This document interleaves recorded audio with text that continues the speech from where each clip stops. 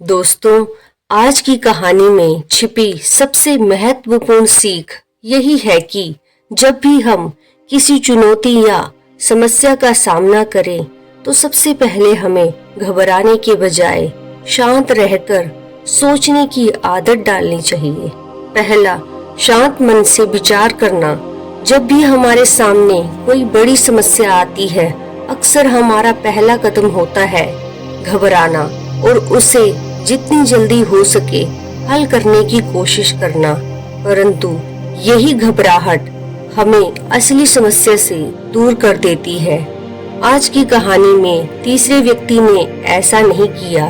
उसने शांति से सोचा कि क्या समस्या वास्तव में उतनी जटिल है जितनी उसे दिख रही है, और इसी समझदारी ने उसे विजयी बना दिया। दूसरा, समस्या की पहचान करना।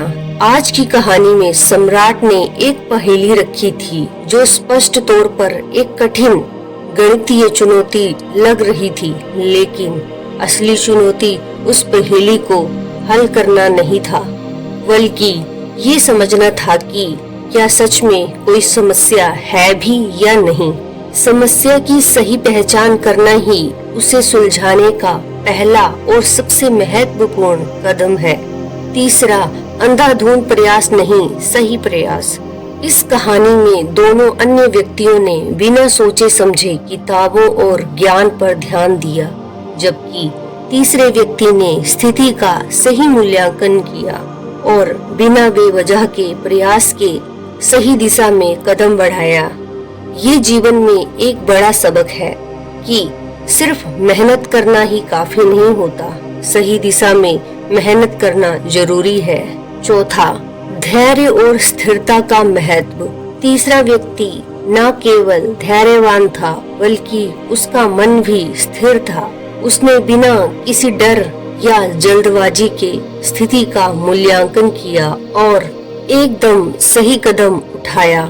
इससे हमें ये पता चलता है कि धैर्य और मानसिक शांति ही हमें बड़ी से बड़ी चुनौतियों को सुलझाने में हमारी मदद करती है। जब भी हम जीवन में किसी कठिन परिस्थिति में फंसते हैं, हमारी पहली प्रतिक्रिया होती है घबराहट या डर, परंतु सच्ची समझदारी ये होती है कि हम अपने डर पर काबू पाकर शांत मन से समस्या का सही समाधान खोजें। जब दिल और दिमाग में शांति हो, तभी हम सही समाधान तक पहुंच सकते हैं।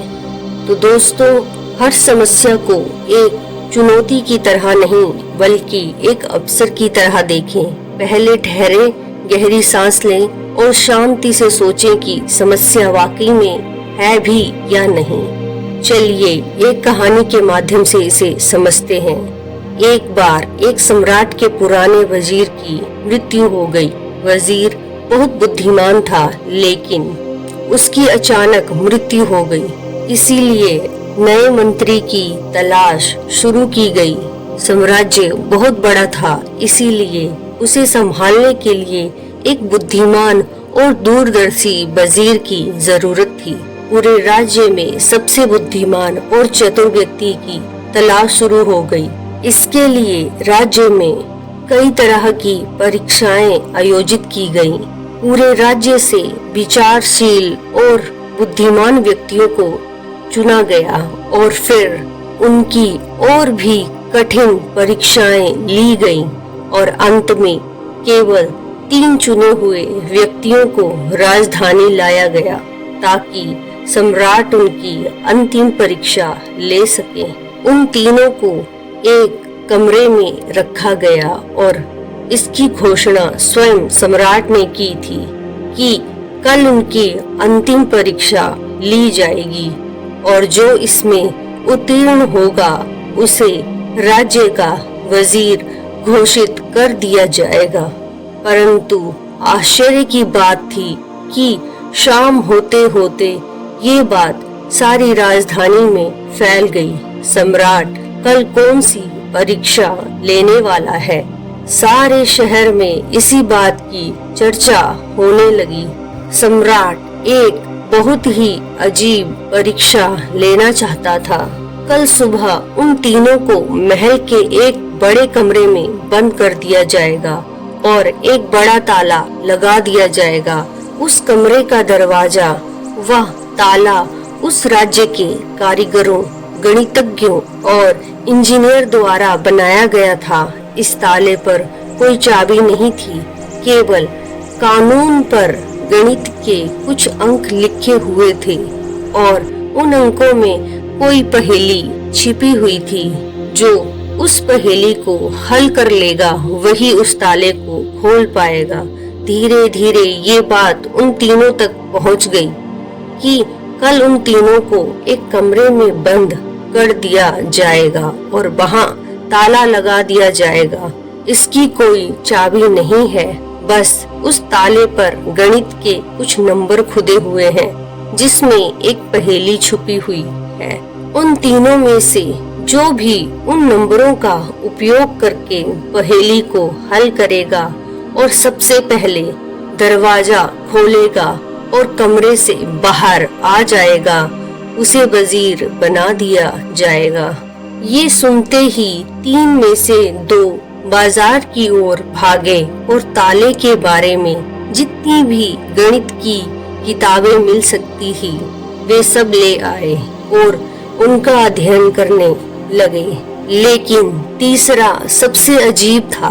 वह ना तो कहीं गया और ना ही कोई किताब लाया और अंधेरा होते ही सो गया।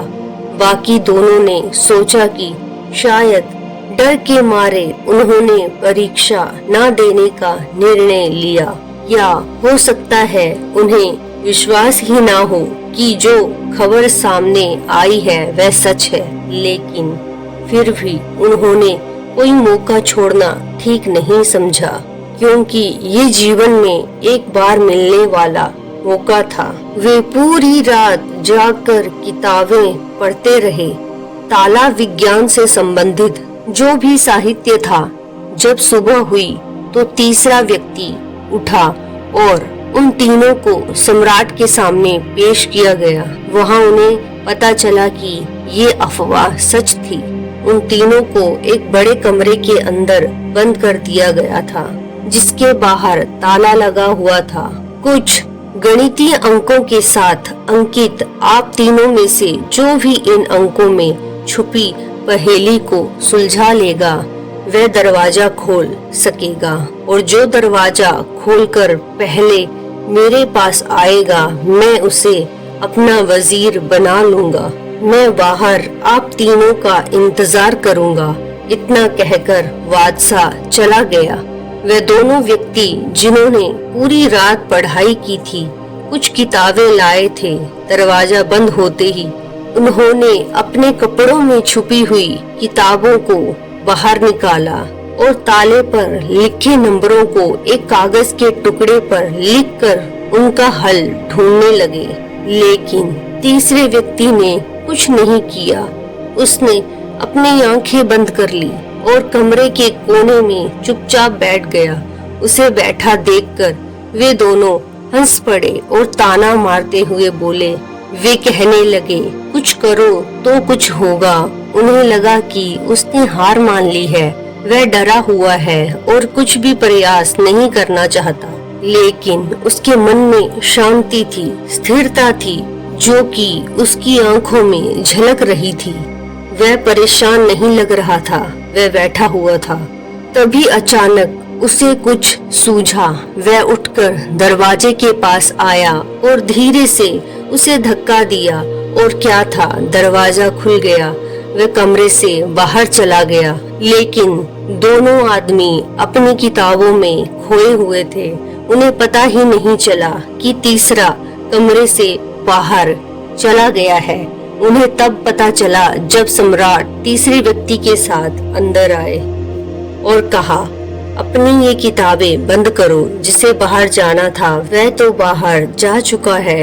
ये देखकर वे दोनों दंग रह गए और पूछा, तुम बाहर कैसे निकले? बादशाह ने कहा कि ताला तो बंद ही नहीं था, क्योंकि बंद ताले तो खोले जा सकते हैं, लेकिन कैसे क्या तुम वह ताला खोलोगे जो बंद ही नहीं किया गया है? ये आदमी आप में से सबसे बुद्धिमान है, क्योंकि इसने बुद्धिमान होने का पहला परिचय दे दिया। ताले पर लिखे नंबरों को हल करने से पहले ये पता लगाने की कोशिश करता है कि ताला बंद है या नहीं। एक आदमी वास्तव में होशियार है जो किसी भी समस्या को हल करने से पहले ये जांचता है कि जो वह हल करने जा रहा है वह वास्तव में समस्या है भी या नहीं। तो ये आदमी हमारे राज्य का सबसे चतुर व्यक्ति है। हम इसे अपना वजीर नियुक्त करते हैं। तो दोस्तों, इस कहानी में यही सीखने वाली बात है कि जब भी हमें लगे कि हमारे सामने कोई बड़ी समस्या है तो घबराकर उस समस्या का समाधान ढूंढने के बजाय हमें शांति से सोचना चाहिए कि जो मैं समझ रहा हूँ वास्तव में वह समस्या है या नहीं, या वास्तविक समस्या कुछ और है जो मैं अभी नहीं देख पा रहा हूँ। तो दोस्तों, उम्मीद करती हूँ कि इस कहानी के माध्यम से आपको कुछ तो जानकारी जरूर मिली होगी, और वीडियो अच्छी लगी हो तो एक लाइक जरूर कीजिएगा और कमेंट करके बताइएगा कि वीडियो कैसी लगी। और इसी तरह की मोटिवेशनल वीडियो को देखने के लिए हमारे इस चैनल को जरूर सब्सक्राइब कर लीजिएगा। वीडियो में अंत तक बने रहने के लिए आपका धन्यवाद। आपका दिन मंगलमय हो। नमो बुद्धाय।